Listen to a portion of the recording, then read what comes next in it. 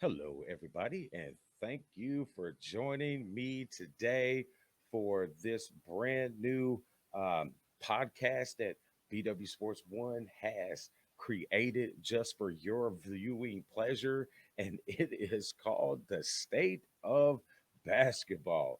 And we are super excited to be here today and talk a little bit of basketball about you. But before we get to all that good stuff there, we got a couple things to talk about. Again, I say this is a BW Sports One original podcast. Excuse me.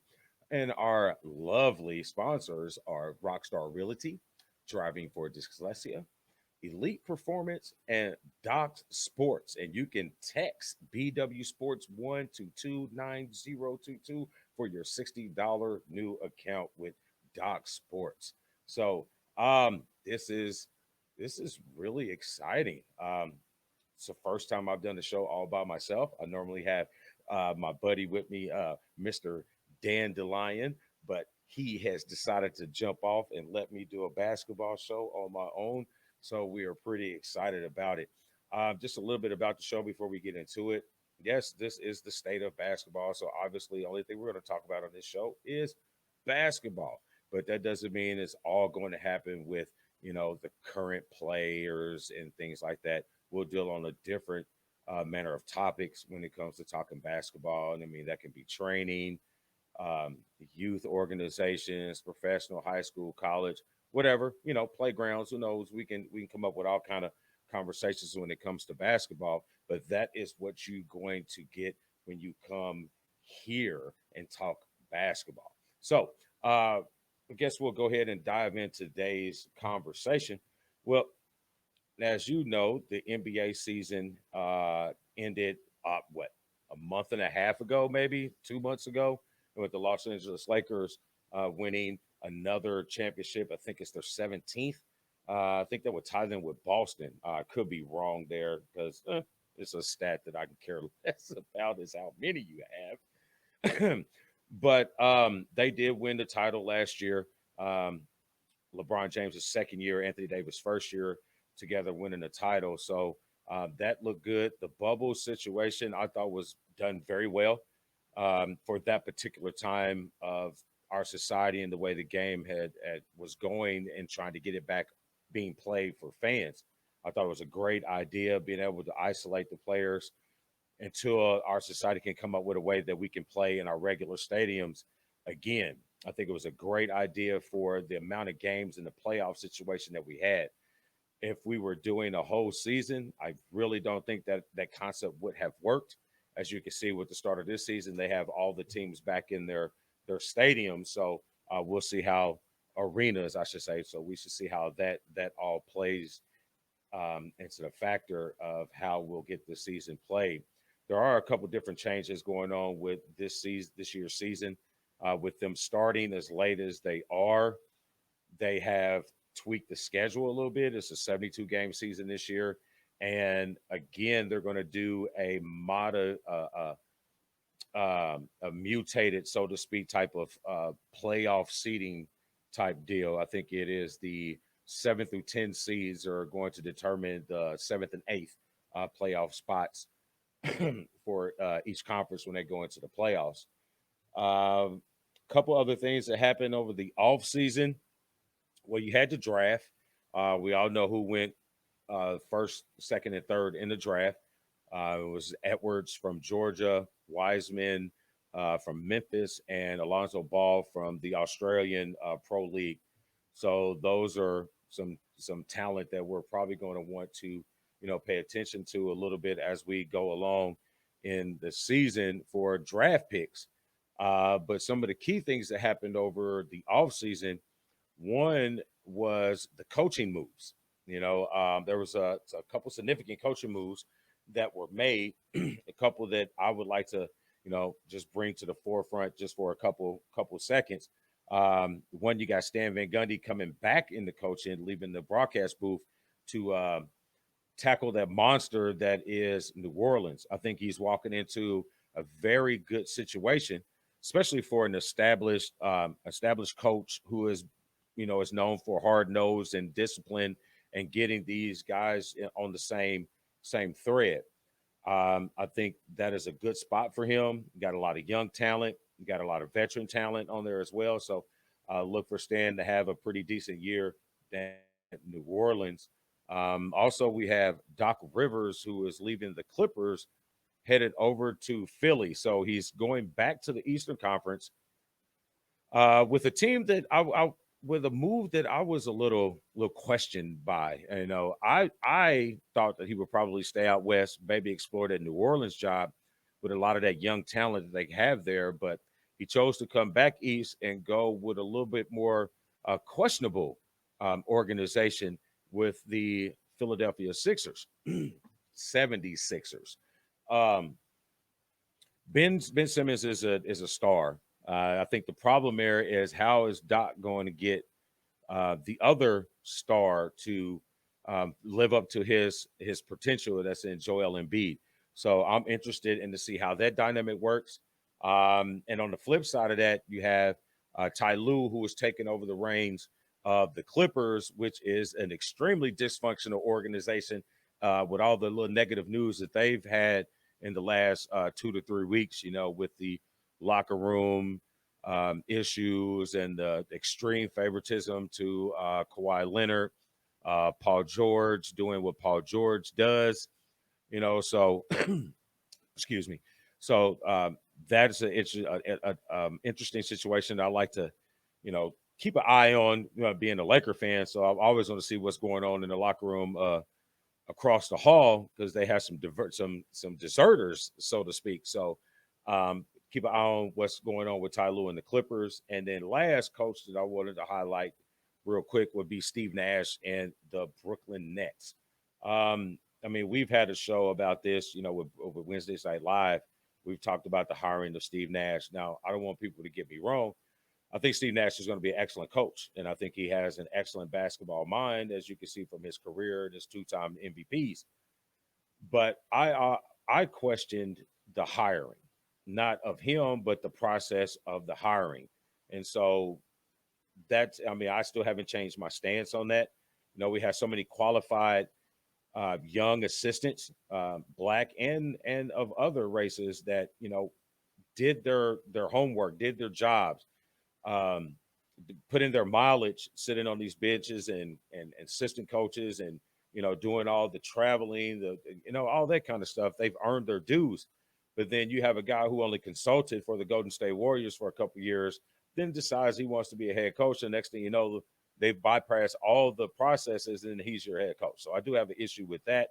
But that withoutstanding, I do think he's going to be a really good coach. I'm more concerned to how he's going to manage the egos that is the Boston Nets. So those are a couple of the coaches that made moves for the upcoming seasons that I'm really interested in. A couple players that were moved over the offseason that we'll keep a couple eyes on. The first one would be Chris Paul, CP3, making the move to or being traded to Phoenix, the Suns. I think it's a good move for him. I was kind of on the outside chance, hoping they finally make that marriage between him and the Lakers, but that did not happen. But I really think he's in a good situation for his progression into his next stage in the game, which I think he's going to go into coaching because he has that type of mentality. And you can see him when he's on the floor and how he's interacting with his new teammates, since he hasn't I think he played one preseason game, but he's had a little bruise that they've kind of kept him out for the remainder of the preseason games. But when they show the games, you see him on the sidelines. He what eventually a coach does. I mean, he's coaching talent. He's putting people in good situations to be more effective, and I think he's going to have a huge effect on the growth of that particular team. One being a DeAndre Ayton and a Devin Booker. So I think he's going to make it a lot easier for Devin Booker to score, and he's going to demand that DeAndre Ayton give forth the best effort that he could possibly give with the talent that he has. So that's a key person. The Westbrook John Wall trade. When I first looked at the trade, I thought it was just, a swap. I thought they were pretty much the same player. One's just a little younger, and the younger one shoots a little better. But they still have that downhill mentality straight to the bucket. So I don't see too much of a change in Washington, other than Westbrook is a man's people to play at the same intensity level that he does. So I do expect to see a change in Bradley Beal if he continues to be in that organization. I do expect to see a change in him and a change in a little how the young guys on that team work. The wall to Houston. With the Houston, I kind of think it's a downgrade a little bit.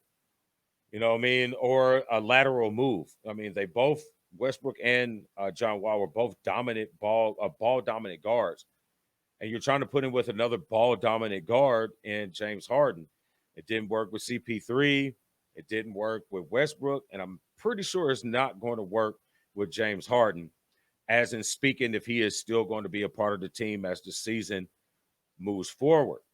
But John Wall looks strong. He looks healthy, but he's always had that injury bug since he's been the last couple of years in the league. So I'm looking to see if he can, keep his body healthy and how over with the Houston Rockets. Now you understand there's a difference in the backcourts in the East and the backcourts in the West. There's some dogs over in the West, so I'm not looking too much into that move there with John Wall in Houston.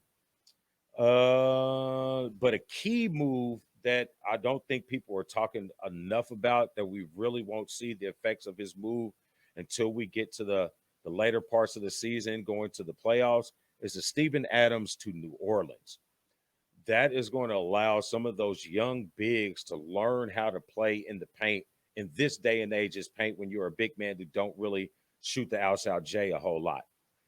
So I'm looking for him to anchor that paint game and allow um, Zion to be as movable as he can be, with not having to worry about him being your anchor on your defensive side, which is Steven Adams is going to be. So those are key player moves from the offseason, and key coaching moves from the offseason. So it should be a pretty good season coming up, and I'm really ready to talk a little bit more about it. But really not so much on today's show, but we got a whole season to talk about today's game. So what I'm going to do now is I'm going to give you my top 6 projected playoff teams for the Eastern Conference and the Western Conference for the season. I do not give you the 7th and 8th seeds, because the 7th through, like I mentioned earlier, the 7th through 10 seeds are going to be determined by a play-in tournament at the end of the year before the playoffs start, kind of like how the bubble did with the play-in games um, for the playoffs this past season.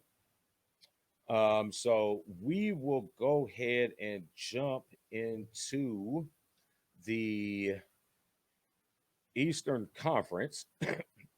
So we'll go ahead and jump into the Eastern Conference, and we'll talk a little bit about some of these teams that will be going forward here.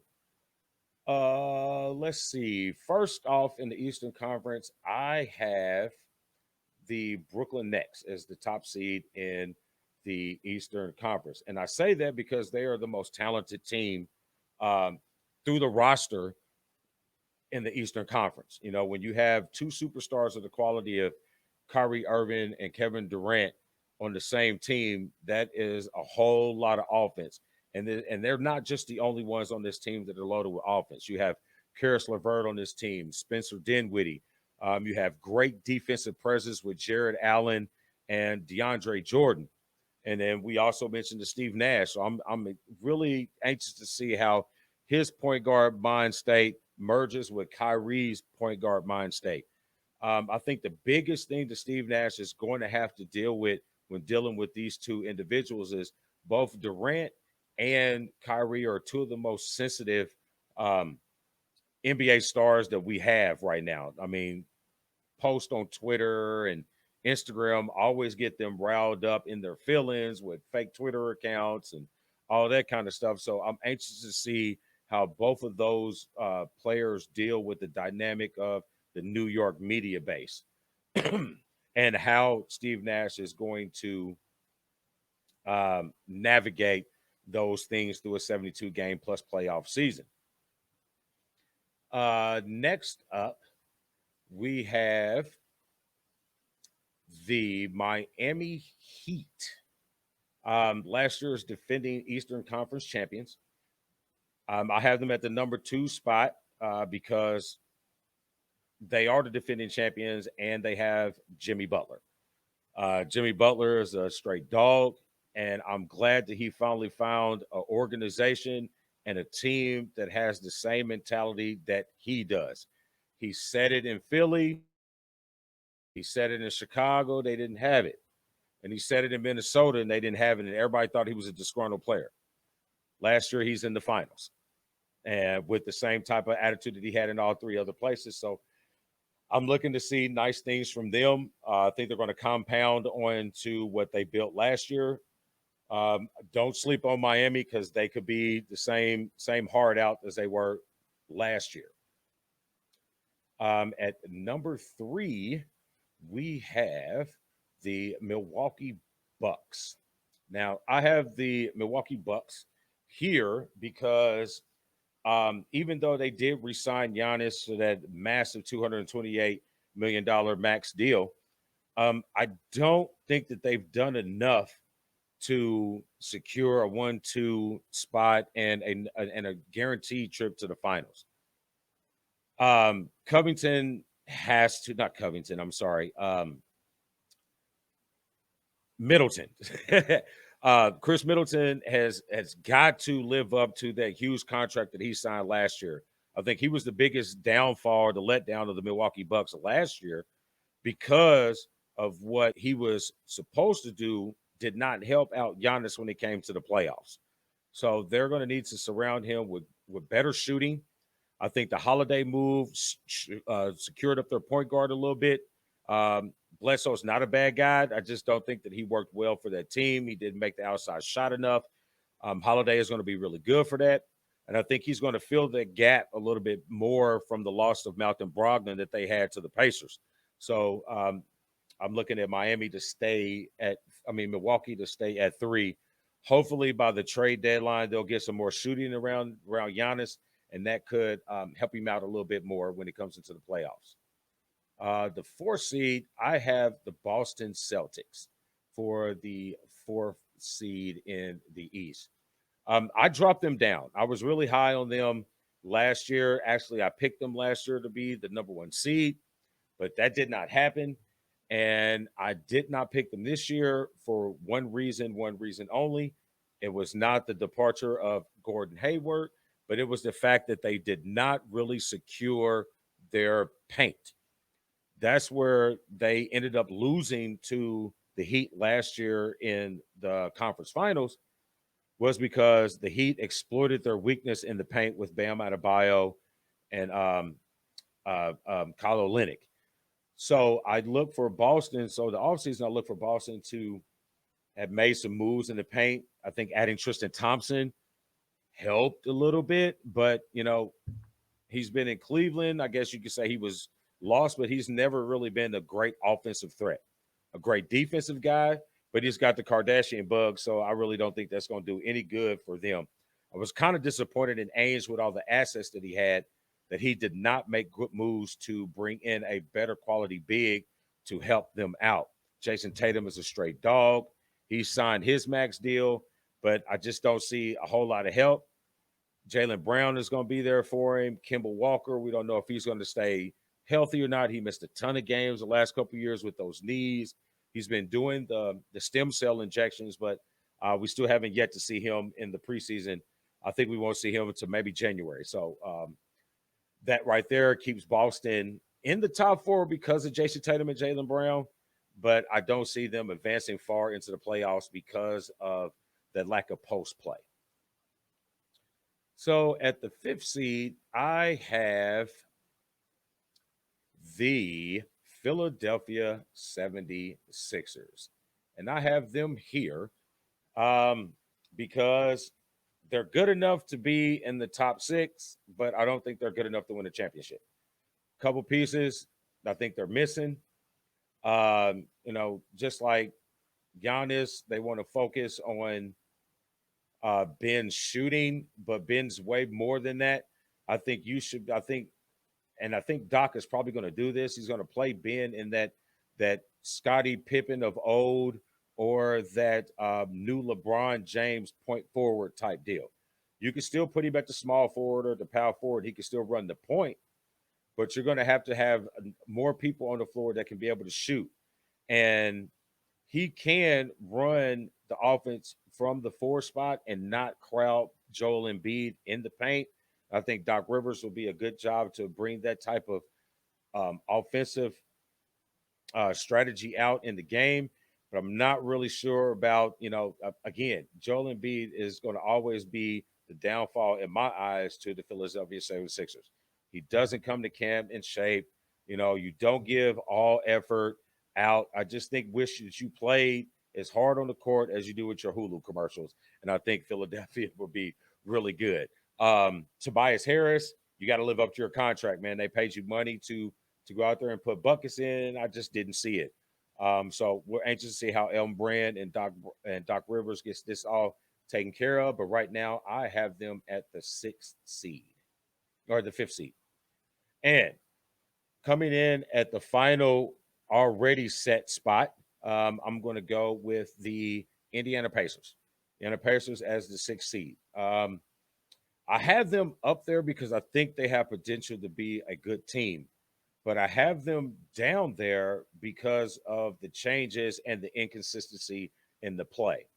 Um, First off, you got to tackle the situation with Victor Oladipo. Does he want to be there? Does he not want to be here? So, I mean, I know he said all the right things in the press conferences, and one thing when you get to rumors, if you're not, man enough to put your name on the stuff that you say out of the locker room on your team, then you might as well just keep it to yourself. You know what I'm saying? So I would just, at that point, I would just leave that whole situation alone and figure out what you're going to do with that. And for the Pacer fans to stop expecting Miles Turner to be something that he is never going to be. He is a very good role player.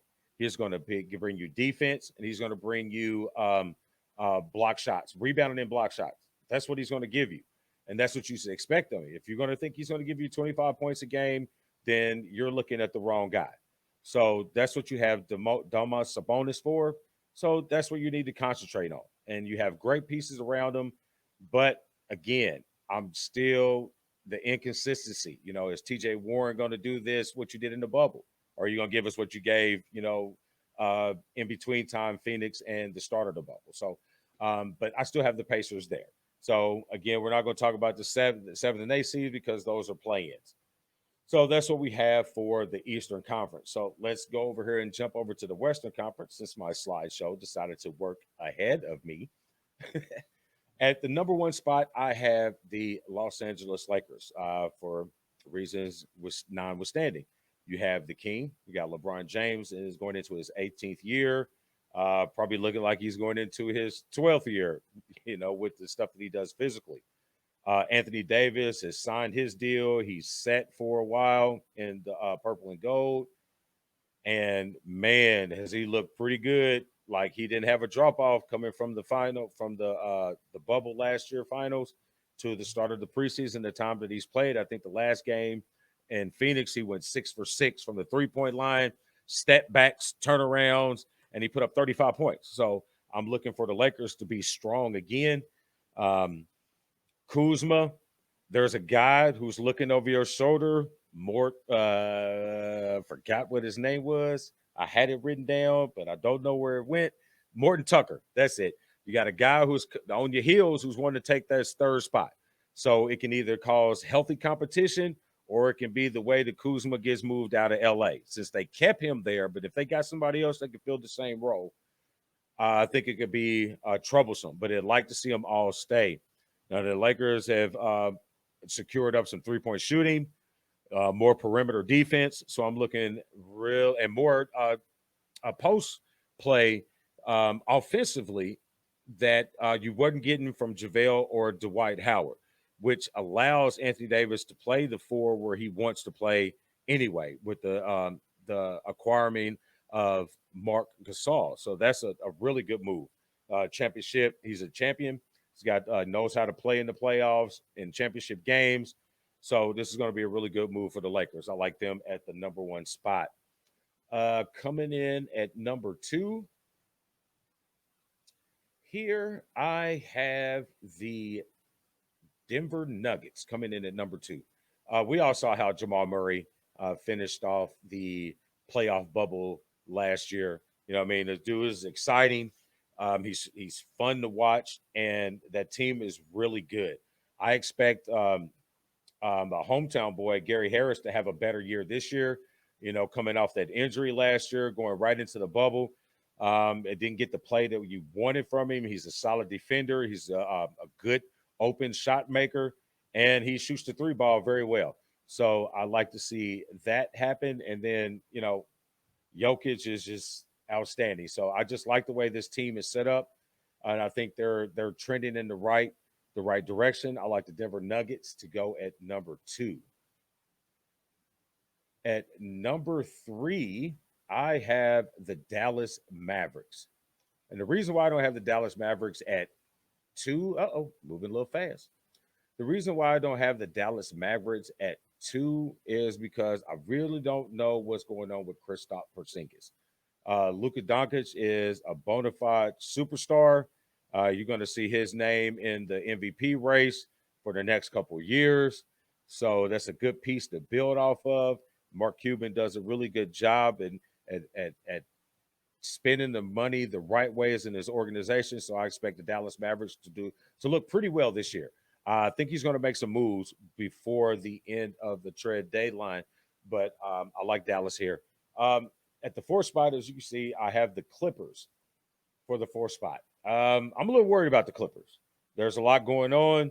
You know, you had the unfair the extra treatment that Kawhi was getting, living in San Diego and missing flights and having flights delayed because he had to wait for him to get there.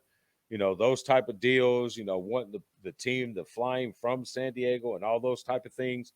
And then you have, you know, the unease in the locker room because of the unfair treatment that Paul George and Kawhi Leonard was getting. And then so Doc Rivers is removed. And then here comes Paul George doing all the talk about how you wasn't been used. I like it how Kendrick Perkins broke it down into actual numbers of possessions of how you were presented with the ball. And from what you were talking, it doesn't add up. So I'm anxious to see if he turns on Tyrone Lue the same way he did on Doc Rivers, how that team is going to jail. You know, Montrezl Harrell skipped teams. He went across the locker room. He felt that the Clippers didn't appreciate him, and so he went to somewhere that he thought that he would be appreciated. So I think there's a lot going on over the Clippers, and plus this thing with Jerry West, the logo. You know what I mean? With him, you know, illegally doing some college stuff. How you gotten Kawhi Leonard to the Clippers? So I'm anxious to see how that fans out and how much that affects the organization moving forward. At the fifth spot in the Western Conference, I have somebody. I have the Golden State Warriors. And the reason why I have them so far down, obviously, I'm moving not as fast as my screen. But the reason why I have the Golden State Warriors this far down is because Klay Thompson is not there. And they have a lot of unproven talent on that team. Kelly Oubre should be decent. I'm not a fan of Andrew Wiggins by any means at all. You know what I mean? I'll keep that for a whole nother conversation because I'm sure we're going to have a conversation about it. But I'm not a fan of his at all. He has not lived up to any hype, any contract, anything that he has given. So, and Jimmy Butler called him out and ain't nothing changed since then. So I don't think the dynamic's going to be any different in Golden State. I just think that at some point in time, Draymond Green is probably going to punch him in the face.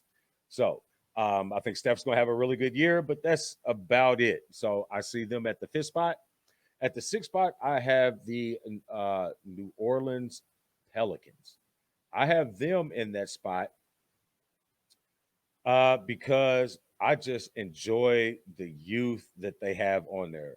Zion Williamson and Brandon Ingram are going to be a bona fide star combo for the future. Brandon Ingram last year was the most improved player coming back to the league. I mean, I think he upped his scoring, like 12 points, rebounding, assists, all those things. And he looks better. He looks stronger. He looks more confident in his game, and you can see it on the floor by the way he plays.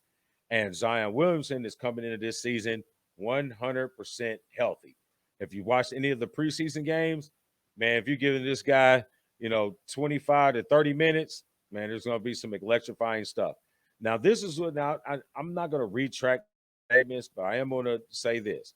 I was not a real big high person on Zion Williamson because I kept seeing all the highlights, when he was coming out of high school. And I kept looking at the competition that he's playing against. And I'm like, well, yeah, I mean, anybody can look that good if you're playing against, Park Tudor all the time. Park Tudor's a high school here. But if you're playing against that type of all the time, you're going to look great. But he goes to Duke. He does the exact same thing. Then he gets hurt. He comes to the league. He's hurt. He's nicked up. But when he's in the game, you see those same exact flashes against these studs in the league. So I'm expecting Zion Williams to be an absolute monster.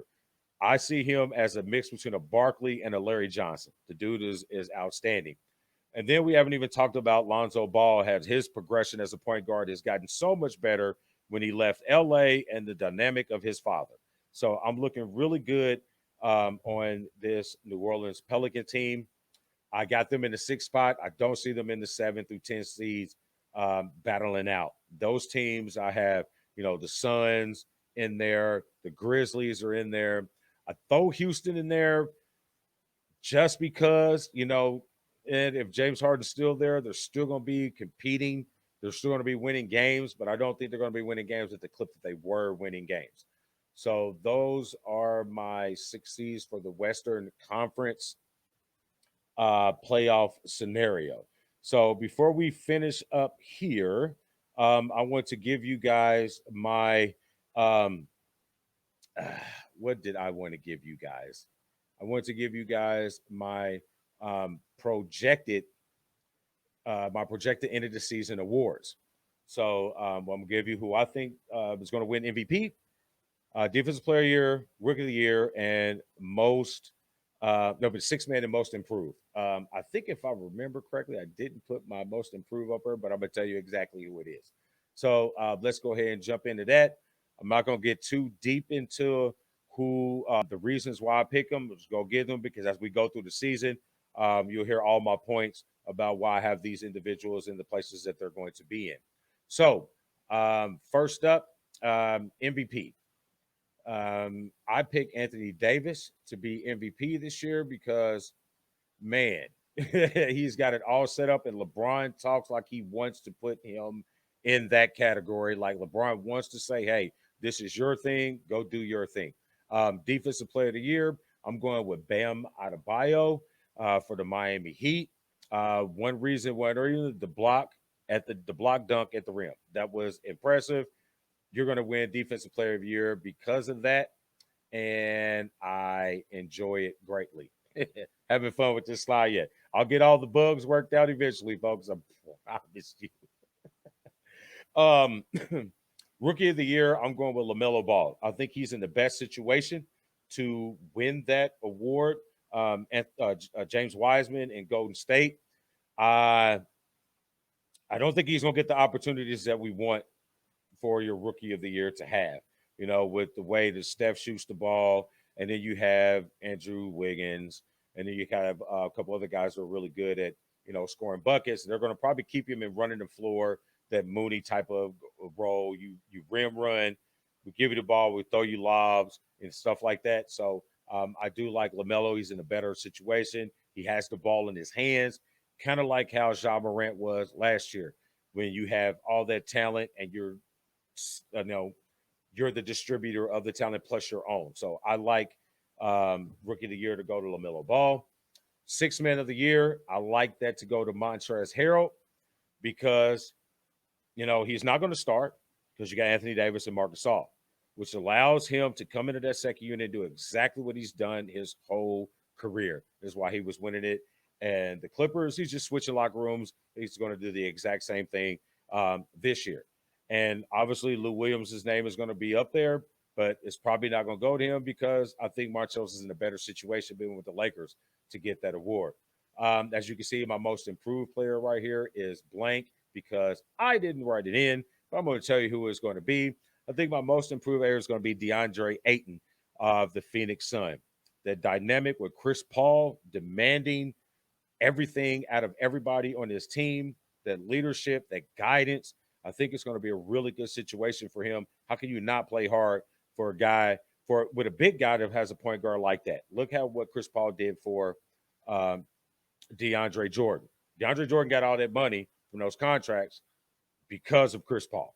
So I see him doing the same thing. My most improved player is DeAndre Ayton of the Phoenix Suns.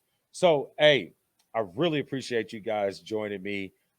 This was the first one of many of the state of basketball.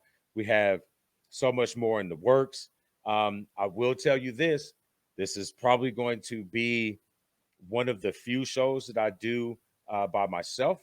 The show is established to have guest hosts as we go along because I know so many basketball minds around this state.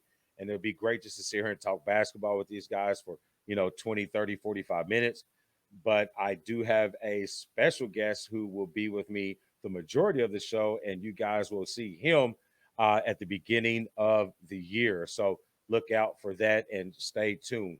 But as we move on in our evolution as a show, just to remind you some of the guys that we have lined up for you. Don't forget about, me and my partner, Dan DeLion, for our Wednesday night live show every Wednesday at 7:30 on Facebook Live and on YouTube. And let's not forget Bet Your Ass with Rafael Arsparza, hosted by Dan DeLion. And we're all over the place. So you make sure you check those guys out for all your betting numbers and odds and bookie talk and all that good stuff. Make sure you check those guys out on Mondays at a 7:30, as well as our Facebook Live channel. And then we like to end our weeks, or it depends on if you say Sunday, the end of the week or the beginning of the week.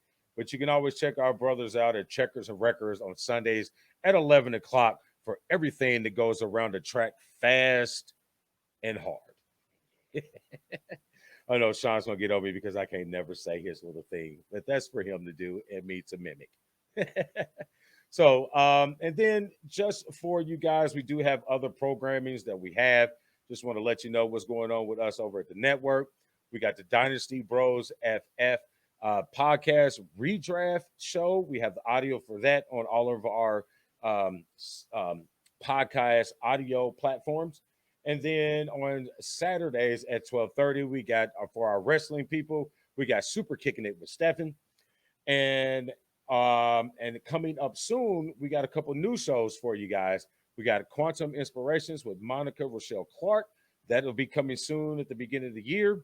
And also my buddy Dan DeLion coming from DeLion's Den to give you guys the Combat Zone. So it's a whole show just about people punching people in the face. So you guys should really, really, really, really enjoy that. So, yeah, thank you guys for joining me today. The one for the state of basketball. Hope you enjoyed yourself. We got great more content, great more shows coming up in the near future. I appreciate you hanging out. BW Sports 1, The One. I'm out.